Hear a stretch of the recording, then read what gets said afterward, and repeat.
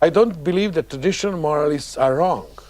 I just don't like them when they try to control everybody and everything and to control us 24 hours a day.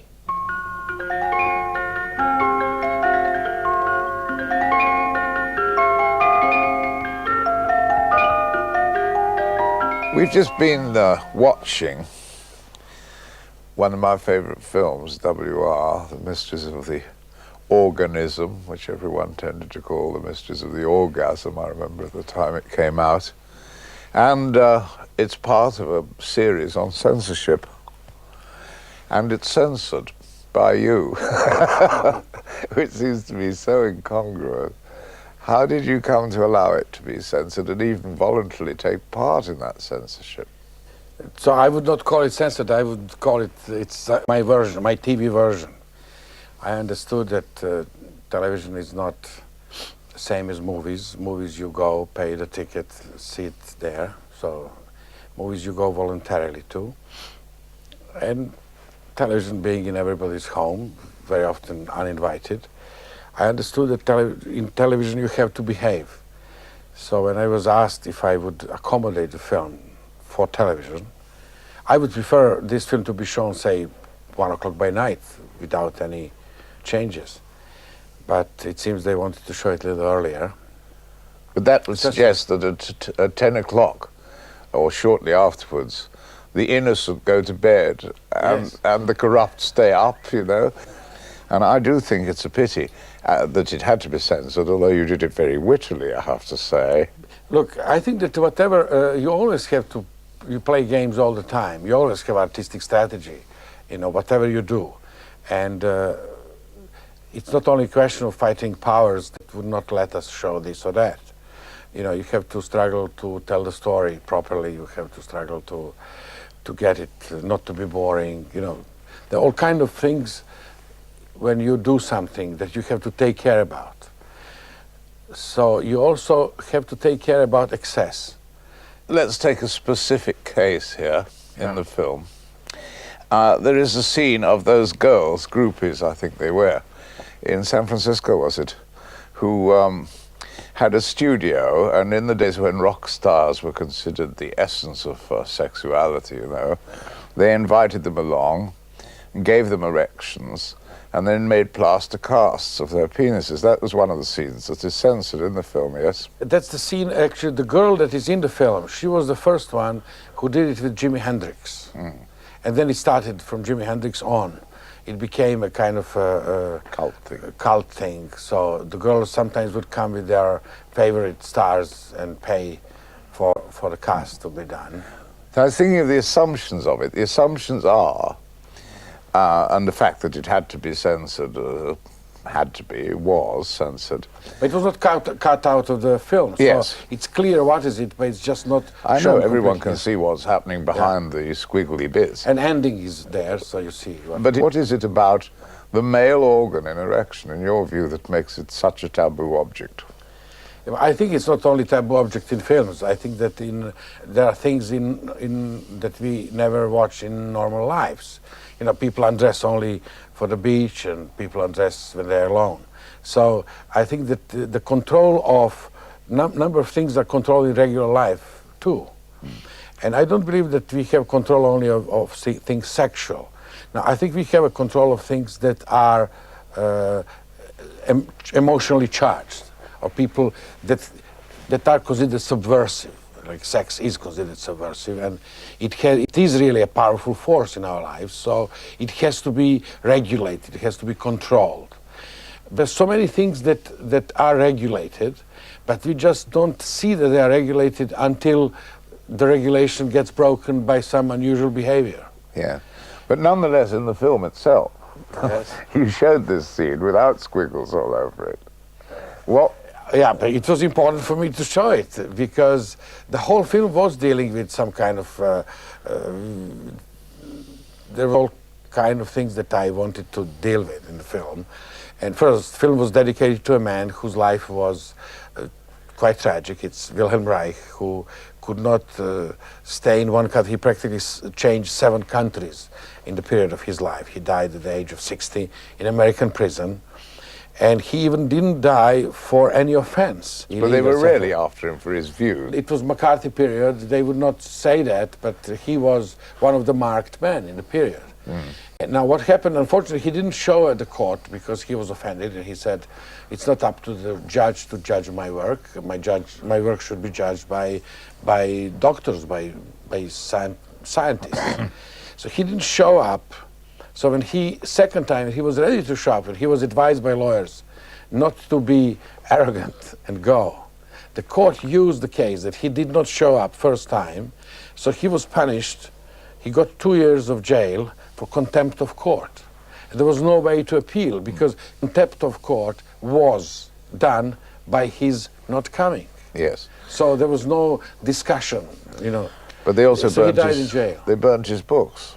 And so I thought, look, speaking of the film, I thought that film should be a specific kind of homage, but it was done in 60s, so I thought that this homage should not be done without some, let's say, with some joking and with some irony about his utopia, and because part of his utopia came from the communist utopia or Marxist utopia, I knew that I have enough material to make jokes about, and I extended my target was not only Reich with his naivete, political naivete, but also Lenin, Stalin, and some other sacred cows. Yeah, you hit out pretty broadly in that film, don't you? Yeah, I think we had a lot of fun doing it, but some people got quite mad. WR, for instance, with its free sexuality, its uninhibited attitude, you see, since the coming of AIDS, has become a different film in a way, hasn't it? The fact that death came back into sex is very important, because if you understand that in older times, when sex that was not blessed by the church or by society was punishable, and you know, the girl that would stay pregnant out of marriage would kill herself very often, or people were really heavily punished for doing things out of the regular frame. Death was very much present and controlling the freedom and behavior. And people adulterous people, were really playing in something very dangerous. So I think that this danger that was lost because sex became kind of entertainment. So we return to a more general question. Your work is very much of a piece from the first film to the most recent. It's not. It presents your views interpreted through a metaphor or through a story or through fantasy or through reality or whatever. What would you say, if you can say it, and it's quite a difficult thing to say, was your general philosophy of what you try to transmit through these moving images we call the cinema, what you were trying to say to the public? It's a hard one, isn't it? I'll tell you why is it hard on, because I never believe, when I listen to somebody explaining what he wanted to say, I never believe him. And being somebody who's like, I'm a passionate film viewer and I like to read books and I watch plays, and you always know that whatever artists wanted to do is something that you discover. And sometimes you have even sometimes writers are stupid when you talk to them. See, they're stupid, but they're very intelligent writers. So creative people don't have to know exactly what they're doing. I'm not saying that God is talking to them, but something is talking through the artist. I think that the work of the artist is a formal work. You know, you create an interplay of certain forms. Yes. Now, is it characters in a story through the action, or is it interplay between background and foreground, to use the Gestalt terms, and is it people and landscapes, close-ups and wide shots, zooms, movements? But it's always formal game. It's always formal work, what you do. Of course, you always claim that, okay, this is the story I want to say. But the story is always a pretext. Story is always a trigger. Story is always something that will help you and the crew to get into creative work. Nevertheless, your films come across, at least to me, as saying something pretty concrete. Say, that sexuality is freeing and good, that oppression is grim, grey, black, bad. Sure. You have something I would like to ask you, is your political view. I mean, you're not exactly an anarchist, as Reich was, and yet at the same time you oppose the monolithic aspect of Marxism, and yet I feel that you have some belief in Marxism, if only it could alter itself. You're not a right-wing person. I mean, you seem to be in a very special position, and I wondered what it was.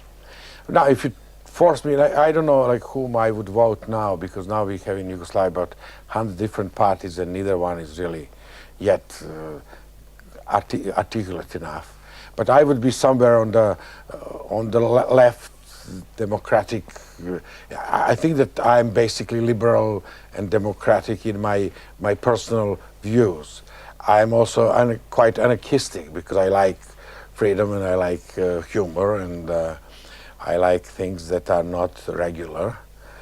So, but I would not be like, you know, when people explain to me that anarchists are the guys who are putting bombs in, you know, trash bins, I really hate random violence, or I hate any kind of violence. Yes. So I don't know how to define myself politically, but obviously something comes from my films, and whatever you read there, I think it's legitimate. You yourself, of course, have been the victim of censorship, sometimes in a very amiable form, like this evening, sometimes more directly, like when your films were banned in your native land, Yugoslavia. You have been banned on political grounds and on sexual grounds. Do you think that, in fact, censorship really treats the two more or less as equal? Yeah, I think that they're interchangeable very often, and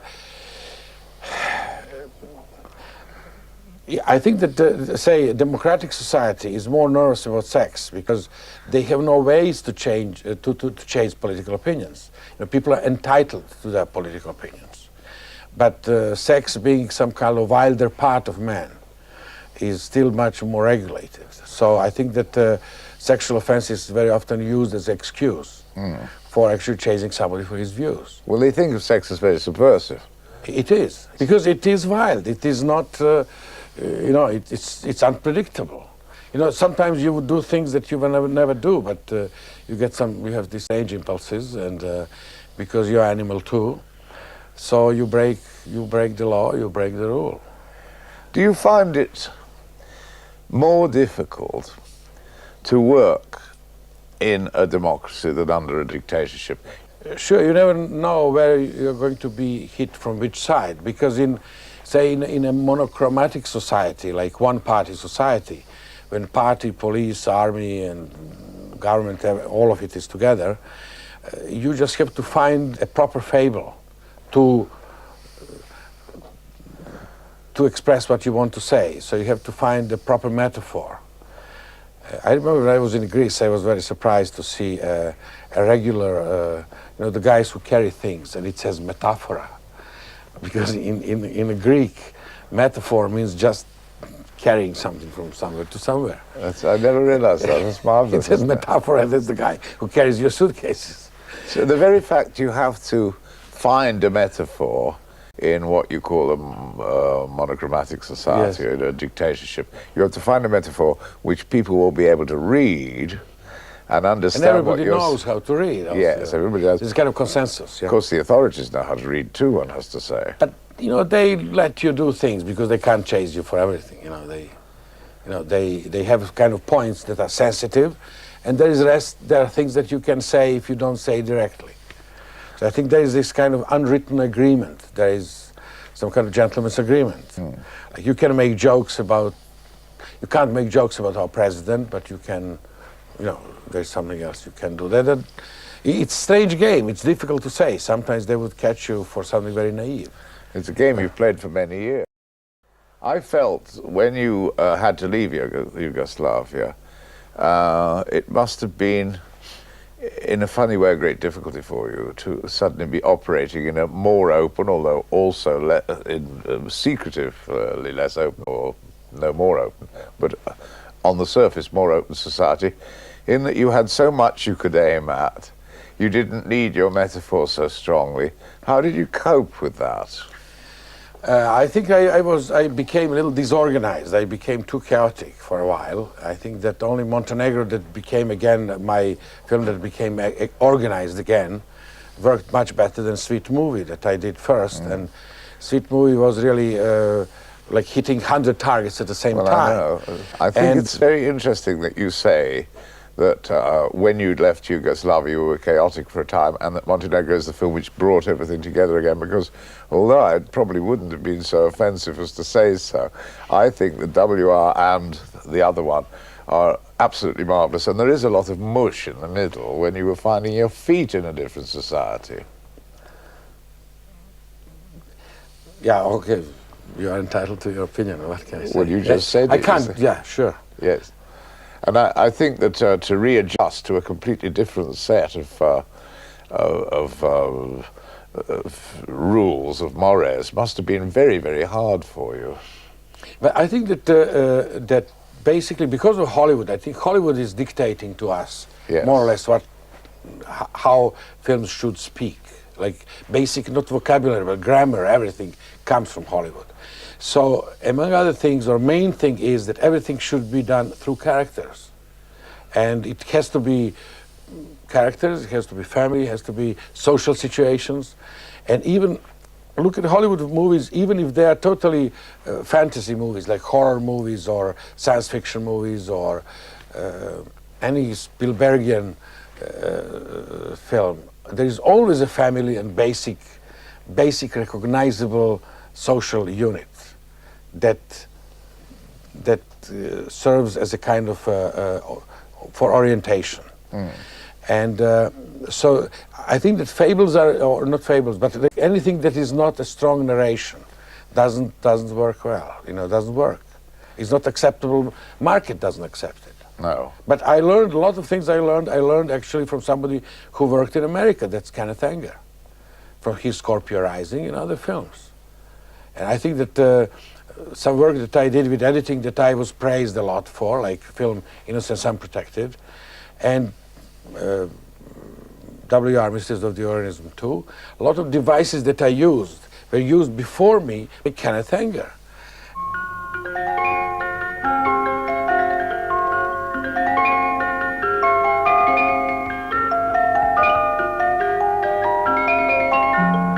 Could you describe to me how censorship worked in your case in Yugoslavia? Was it simply a question of banning of the film? Was there any threats? What was it in the film, basically, that offended the Yugoslavian state? Now, they would not confess that they were offended, some people were terribly offended by the way how Stalin was treated. But they would not dare to say that. So they would say that I was offending some high values. Some people even told publicly that I was offending Tito. And then people told them, but look, there is no Tito in the film. They said, well, he was offending Stalin, and Stalin is at least as... It was unbelievable. Yeah, but they were head-on enemies, or more or less, so it would seem that... So it was an absolute Kafka situation, but it took me 18 years to get a film okayed, and it's still the last censorship permission that we got, because finally we submitted the film to this another regional censorship, and they said that film is okay because of passage of time, that they considered the film free to be shown at special retrospectives, film libraries. But not in a normal cinema. So, but then it was shown in some normal cinemas, but the film was already, it was 18 years. It was already old. But do you think that is because time removes the offence from what is or maybe time changes time? Accents. Time, I believe that that film is still offensive, nicely offensive, as I wanted it to be. But also some of the people that film was offending became too old, or they got retired. Yes. So like whole generation moved out. And it was nearly banned here, Yeah, I know that there were some kind of very interesting fights, and I remember that when they asked me at the time, in 1971, they said you should not... I remember Dilys Powell coming to me in Cannes, and I was a young filmmaker, and she comes and says, please don't cut one frame. But one thing that probably helped the censor was that there was a very big fight 4 years before, about the film Love Affair, or A Case of a Missing Switchboard Operator. I think the film was known in this country under Switchboard Operator. Yes, it was. Now, this film was banned for quite a while, just for frontal nudity, some pubic hair or something. And there was a big fight that was going on and on and on. And then they would let one piece in and another piece they would still like to cut. And at a certain point, the distributor invited me to come to London and speak to a censor. It was maybe after a year or two, and film was already successful in Germany and France, and probably they were getting all these clips showing it, the censor saying, look, this film got this International Critics Award and got this and got that. So I went to see Mr. Trevelyan. It was at Soho Square. And for me, it was quite something, to see a censor, he represents the crown. So, that's the man who, holds my film in his hands. He can say, he says yes or no, and I'm dead or alive. And I came already ready to trying to persuade him. So we were talking, and he was explaining to me that he really loved my film. It's a good work, and I'm a good artist. And, with all respect to me, saying that, unfortunately, public is not as educated. People would come to see it for different reasons. No, I couldn't explain to him, I couldn't say, so what? I think it's up to people to decide for which reasons they would like something and how they're going to behave. I believe that you can see the most romantic film and go and kill yourself if you are in a special mood. So it's not a responsibility of the film Gone with the Wind for certain suicide or something. Anyway, so I tried to explain to him, he explained to me that there is one scene, and it was a quote, 1 minute piece. It was an old blue movie that I quoted in my film. It was kind of old porno movie from Germany from 1910 or something. And I told him that French censor put a black stripe over it. I said, maybe if you put a black stripe, people will still watch the film, they will know what is it, but they will not see offending parts. He says, oh, no, we can't do that. We already had something very, very painful experience. And he said, you know what happened? Suddenly he was telling me the story. So I was listening to the story. He said, he gets the cigarette box, and he draws something, and I look, and he was drawing a naked woman. He said, there was a film with this kind of, there was this naked woman on the screen, and we put a black square. So he draws a little black square over her crotch. It was very funny for me to watch a censor drawing a naked woman. And he said, you know what happened? People were sitting in the theater, and they would go like this, to see. Now, I found it very funny. So I don't know what was wrong with people going like this, and why would, but for him it was so important.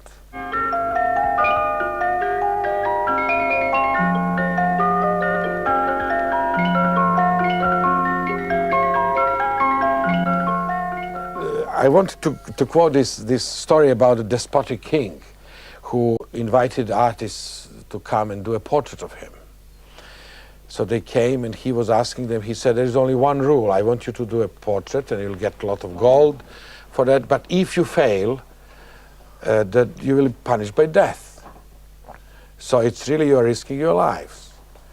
Are you ready to do a portrait of me? And nobody dared to say no. And they said, but only thing I ask you is that my portrait must be absolutely accurate.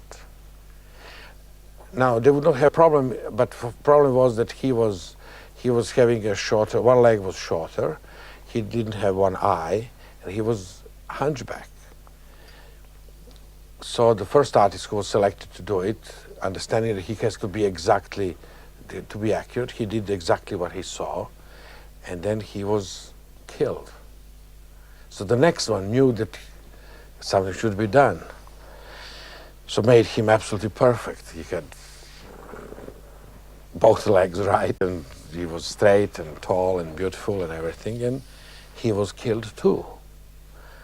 So the third one, obviously did some thinking, and got a king in the hunting scene.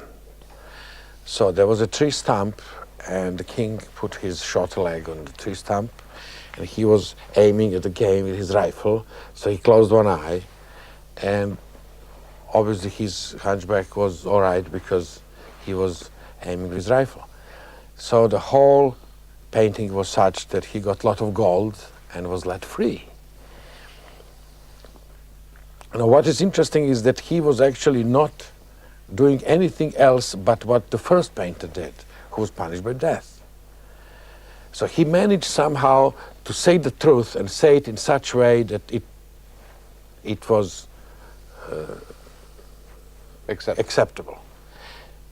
So practically I think what a lot of artists do and what art has to do is to find ways, find a balance between telling the truth and not offending, or not offending powers too much. Yeah, it must be easier to do that in a repressive state than in a state where there are no hard and fast rules, but the rules are unspoken.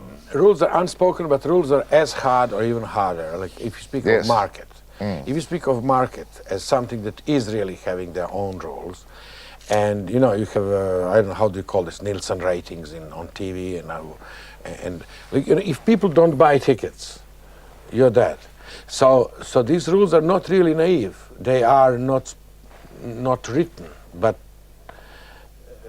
you have to entertain. I think that's a very serious rule. You have to be entertaining, or if you're serious, you have to still be articulate enough so that people can understand. I think that philosophy is not prohibited, but you cannot have somebody talking for 10 minutes.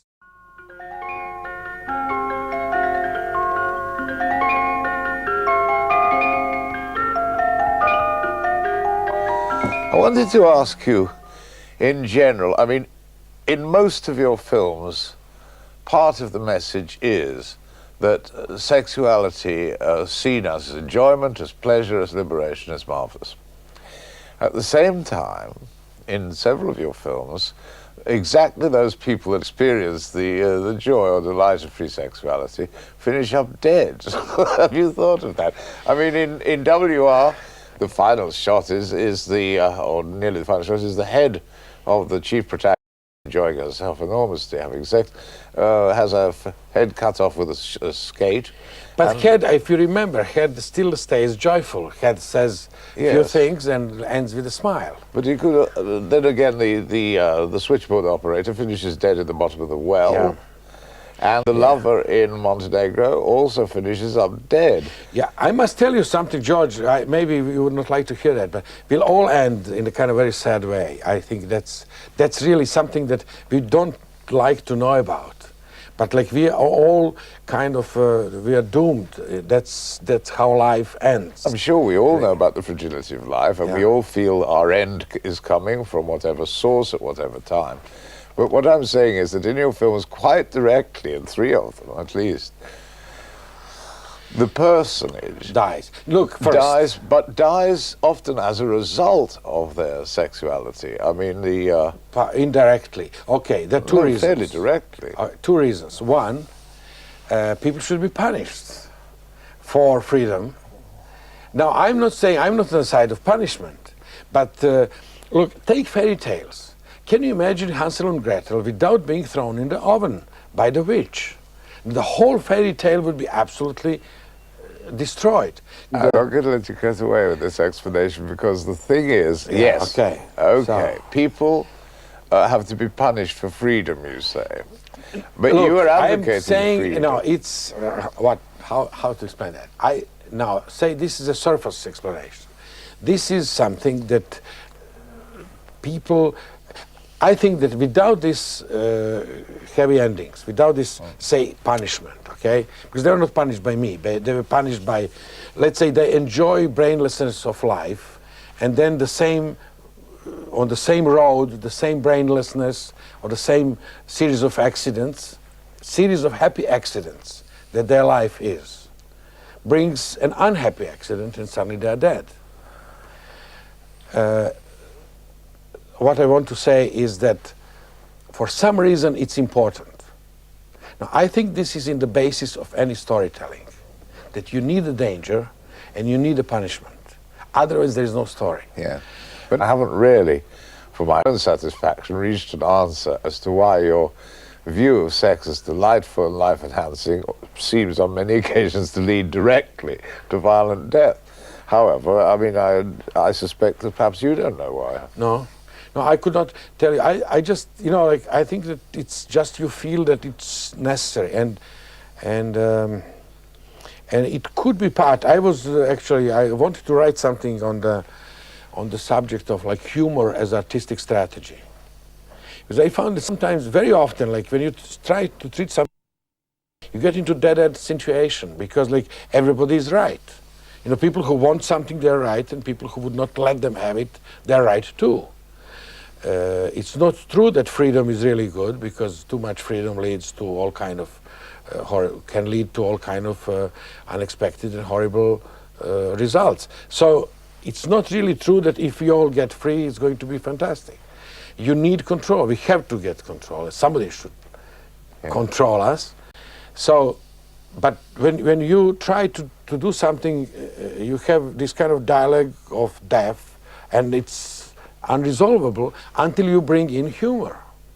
Yes. Because like humor that tells you that fight that is too serious, that something is wrong with it. Or defending something too seriously is also something that is not totally sincere.